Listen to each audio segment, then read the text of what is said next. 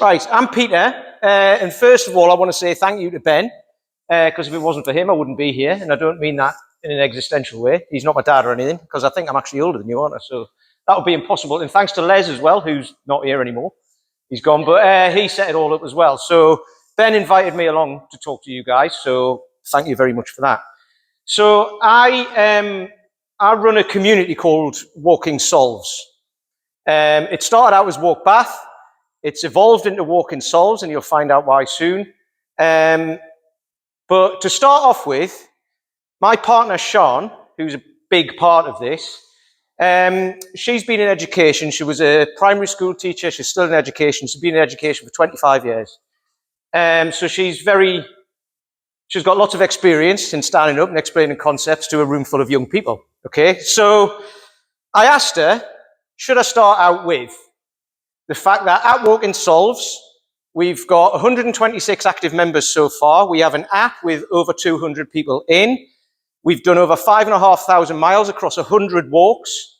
Of those 126 people, there's an average of about 10 walks each. Some people have done 50 or more. So that's over 1,260 people walking every Saturday at 9 a.m. So I said, anyway, should I start out with that? And she said, no, they won't want to hear that. That's a load of rubbish, so don't bother. So then I said, right, well, I'll take a different approach. Shall I talk about some statistics around health, both mental and physical? So taking something into account like obesity at the moment in this country is around about 29%. And that has more than doubled in the last 30 years. So in 1994, obesity was at 14%, and it's now at 29%. And yes, 1994 was 30 years ago. So there you go. Anyway, sorry about that. And the amount of money we spend as a nation on just the diet industry alone is £2 billion per year. Okay? And that's increasing as well. So over that 30 years, obesity has increased, yet we spend more money on the diet industry. But then when I tell you, and I read this in, it was Van Tulleken's book, one of the brothers, you know, there's the twin doctors. I can't remember, there's Alex and the other fella, and I can't remember which one it was, but 75% of calories consumed globally are made by 6 companies. Made by 6 companies, right? So when you think £2 billion a year spent on the diet industry, obesity has increased. Imagine the order of magnitude that these 6 companies are spending on selling you this processed food, right? And to add on top of that, that's the physical side. The mental side, loneliness in the UK, 30% of people say that they feel lonely a lot. And 6% say that they have chronic loneliness, okay? And that's not just elderly people, that's across the board, okay? And that's of adults, not kids, that's adults. And also, 15%, this is as of 23-24, 15% of people are on antidepressants.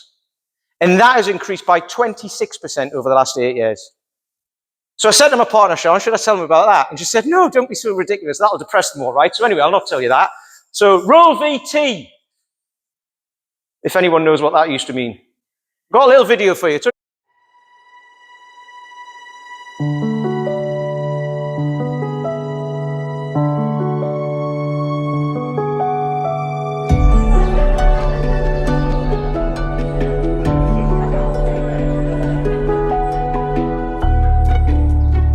I love Walk Bath. It's done wonderful things for me. I've met so many people. I've discovered so many new walks.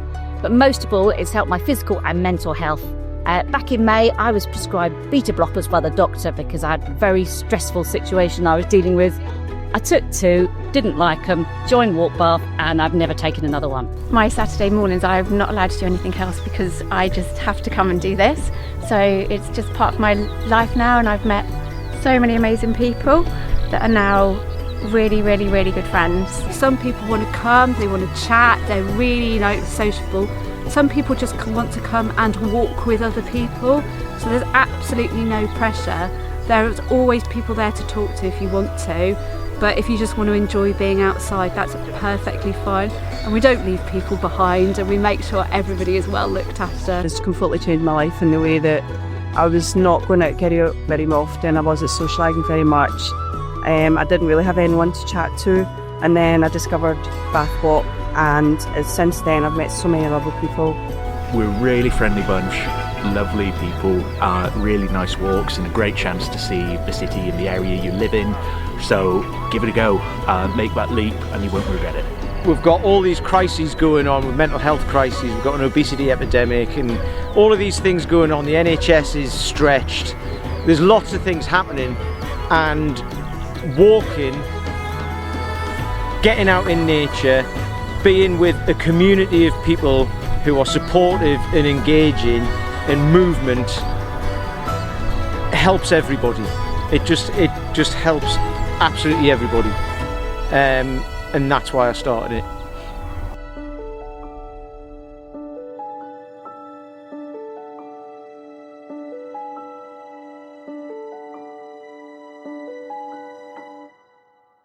Yeah, on the 15th of July 2023, me and my boy Sid, this is Sid here, we went for a walk over Salisbury Hill. Little Salisbury Hill, I should say, because people will tell me off if I don't call it that. Sorry? Just little Salisbury, there you go. So that's, yeah, but it's a hill as well. So anyway, I'm not from round here, so, you know, but there you go.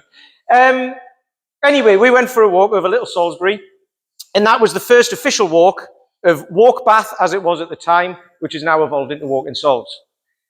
And since then, I've never done the same walk twice. So on that first walk, if this many people had turned up, I would have figuratively shat myself. Because, and by the way, I've got a new campaign that I'm doing as well, is to bring back the word figuratively. Okay, because apparently in the English language, literally everyone's forgot the word figuratively. But anyway, I've never done the same walk twice. Okay, because there's different people, the different weather, different sights, different sounds, different wildlife, different colours at different times of the year. So we've got lots of walks that we do. And these are the people, some of the lovely people who turn up. Hang on, I need to go back there. But I've never done the same walk twice. And there is a quote by Heraclitus, who's an ancient Greek philosopher, very, very clever people back in the day. And this quote, as we know, quotes back then were all written by men, and they were all very male-orientated. So I've kind of doctored it slightly. But it's, no man or woman ever steps in the same river twice, for it's not the same river, and he or she is not the same man or woman. So if you've ever seen Life of Brian, you'll get the reference to that. Anyway, it's not the same river, and you're not the same person. Every time you go on a walk, there'll be different, like I said, there'll be different people, different sights. There'll be clouds. There might not be clouds. It might be sunny. It might be raining. It's different every single time. And in this moment, you are this person, but in the next moment, you might be a different person, and life evolves, okay? So that's where that quote comes in. And then, as you can see, no walk ever looks the same. So as we go through, sometimes it's raining. This was an evening walk, so the sun was coming in from the west. That's out at the end of the golf course. You know, the amount of people who've turned up, where's that? That's up by Sham Castle. This is in North Stoke. These are all around and about in Bath. That's going up to Kelston Roundhill. This is Millennium Viewpoint, which is amazing, prospect style. That's over towards Bristol, looking over towards Bristol. That's on Bath Skyline. That's down in Englishcombe Village, as is that. So you can see different weather, different people. And then there's this guy. That is Chris Denning, who is an Englishman in Ontario, Canada. He joined us for a walk in between Christmas and New Year. And he's hugely influential for all of this, because he's the guy who told me about Solvitur Ambulando, which is Latin for it is solved by walking, which is where the name of the company comes from, Walk in Sols. Okay? And like I say, he joined us on that walk, and I looked up Solvitur ambulando because I really loved that. Walking, it is solved by walking. What is it? It could be anything. So I loved that. So I thought, well, I'm going to have a look back and see where that comes from. And it's attributed to St. Augustine, who was around about 400 AD. But then I looked back further than that, because everyone talks about that, and I looked a little bit back further than that, and it actually goes back to this guy, Diogenes the Cynic, right? He had lots of other names, Diogenes the dog, he's Diogenes of Sinope, but he was around about 400 BC, so 800 years before. So he's kind of where Solvitur ambulando first came from. And so this is 2,500 years ago, this concept's been around. And he's an interesting character. I'll tell you a little bit about him. He was the son of a banker in Sinop, which is in modern-day Turkey. And him and his father got embroiled in a huge scandal. So his father was a banker. He went to see the Oracle of Delphi, who said, you should deface the currency. So there was problems in that time with counterfeit currency. And him and his father went around with chisels and actually defaced the actual currency, so that wasn't legal tender. So there was a huge scandal, and he was banished, and he ended up going to Athens. And then what he thought was, actually, I interpret that differently now, and what the Oracle of Delphi meant was, I'm going to deface the currency of society, right? So he basically gave up all his worldly possessions, lived on the streets in Athens, and he walked around with a lamp, okay, during the day, lamps on, during the day, obviously a candle, back in the time, couldn't plug it in anywhere. And people would ask him what he was doing, and he would say, I'm looking for an honest man or woman. But he was implying that he couldn't find one because everyone was out for themselves, okay? Even back then, everyone was out for all the material possessions they could have. Who had the most money? Who had the biggest kind of houses? All of this sort of stuff. And he wasn't happy with that. And he even took it to the point where he had a wooden bowl that he would eat and drink from. But he saw a young boy drinking from his hands. So he took that upon, he was like, this bowl is a luxury, so he smashed his bowl. Okay? And his idea behind that was all the artificial growths of society are incompatible with happiness, right? So we spoke about movement and happiness and all that sort of stuff.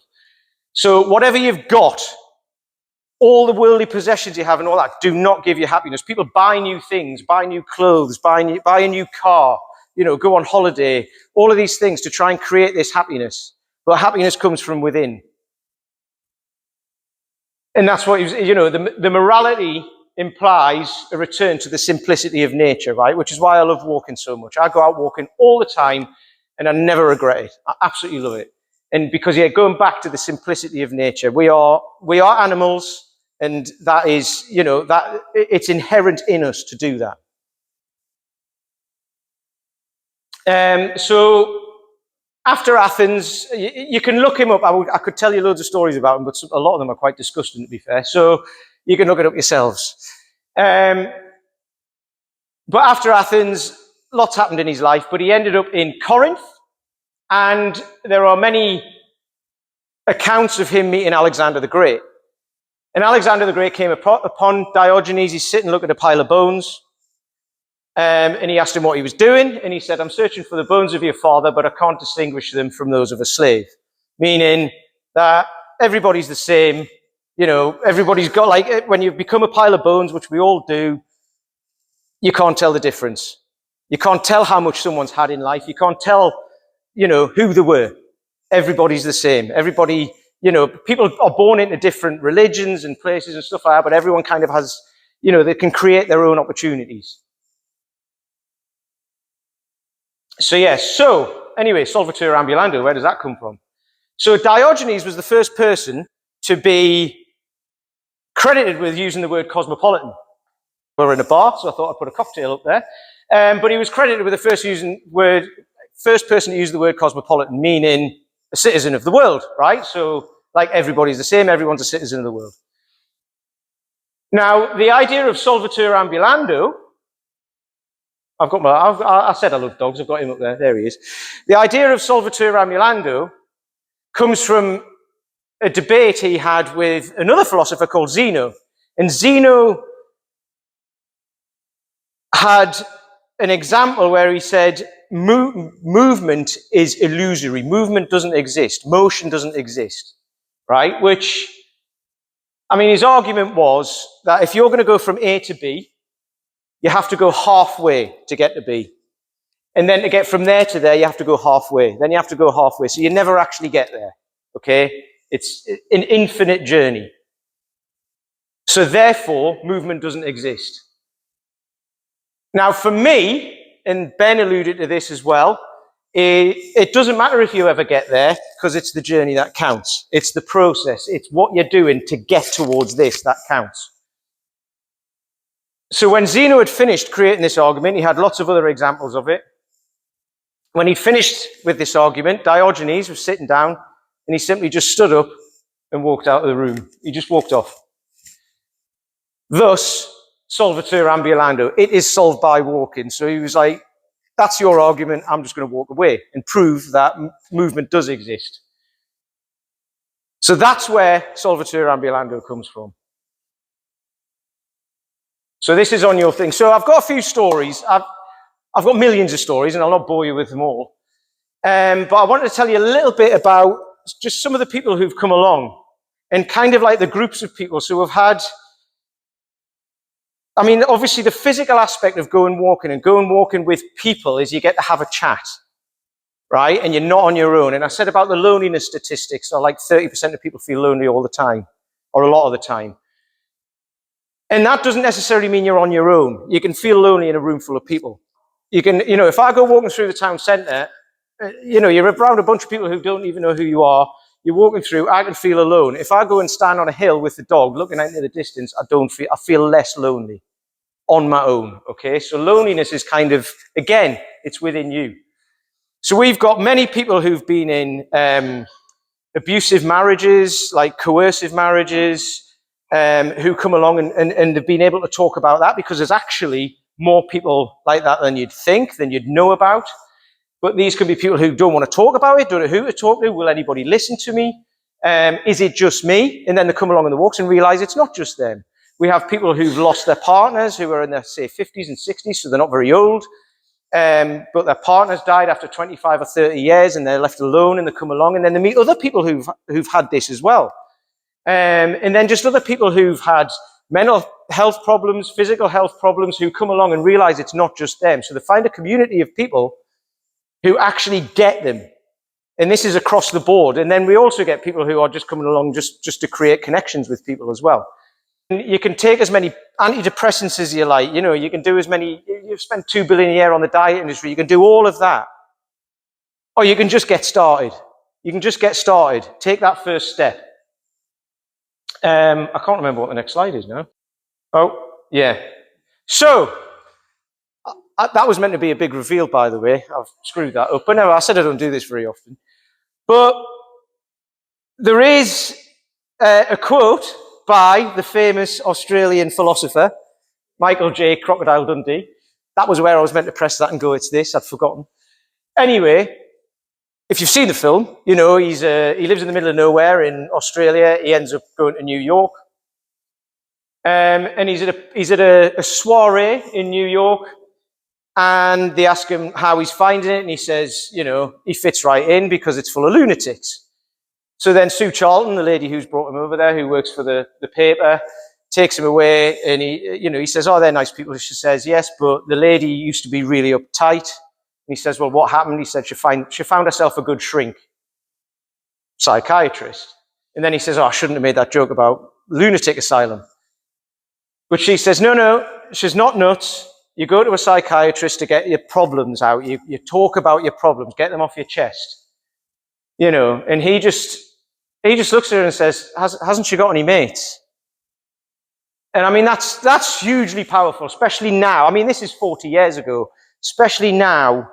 You know, people are online, people kind of friendships, like we need to bring that back, I think. And that is one of the things that happens in the walking groups that we do. Every Saturday, 9 a.m., people get together and they talk. And there's been some amazing friendships come out of it. And we've all got that friend, or we've all been that friend, probably. You know, when they ring up, do you want to go for a coffee? And I just want to have a chat, and then they tell you all your troubles, and you're like, not again, not again. And you know what I mean? Or you might have done that as well. Whereas on the walk-in, you're walking along, you're not looking at each other, you're kind of walking around, looking around, you end up opening up. You end up talking about things you might not talk about, you might not tell people. And there's no judgment in it all as well. You can say that, you can talk about things if you want, you don't have to, you can just come along and have a good time. We have people who come along and kind of walk on their own at the back of the group or at the front, and they just want to be around people. And then eventually they might get to open up, you know. So everybody's going through something. Everybody's going through something. So this helps. Absolutely. So finally, there's three things I wanted you to, well, three things you can take away from this if you want. These are the three things that I would take away from this, I think. And I've forgotten what they are. The first one is, it's not the goal that is the thing to focus on. It's the journey towards the goal. It's the process. Okay, so you set a goal, and then you go, right, I've got plenty of time to do that, but you've got to get started. You've got to start on that process, whatever it is you're getting towards. Okay? Because along the way, organically things will happen, and you might never reach that goal, but at least you'll get somewhere. And because most people, instead of going from A to B, they don't know what B is. They just don't want A. They want A, not A. Okay? So that whole Zeno thing of that is you might never get there. You probably won't, but you'll get somewhere. The second thing was to be consistent on that process. Be consistent with that process. If there's something that you can't do consistently, you will never get there anyway, if you're going to give up after a week. So there's all these things of 6-week programs, 12-week programs, lose weight, there are all these things that you all know about, you can Google them. But unless you're consistent on that process, you will never get to where you want to be anyway. And with that, doing something that you will be consistent with. So people choose something, they'll do, like running. I'm with Ben, I hate running. Walking's a lot more civilized. And if you start to do something that you're not necessarily going to enjoy and then give up, it's not for you. Find something that you can do consistently over time to get you at least close to where you want to be. And then the last thing is a quote from this guy who, I quite like his style. I don't know why, but you know, that's how it goes. But this is Lao Tzu, who wrote the Tao Te Ching. And the quote, "A journey of 1,000 miles begins with a single step." So that's getting started, because lots of people will say, I want to be there, but then they don't get started. Take that first step, and then after that, continue on that process over a long period of time, and then you'll get to where you need to be. And there we'll have it. So thank you very much. The QR code is on your little cards. If you have a look at that, the video's on the website. You don't have to come along with us on a walk. However, just take the first step. Go walking with friends, anything, because you saw all of those pictures, and there's so many, 7 hills around here. All of those pictures were within walking distance of the city centre. All amazing. So, and there's a few people who come along with us as well who are here today. So thank you for coming. And there we go. I think it's pizza time.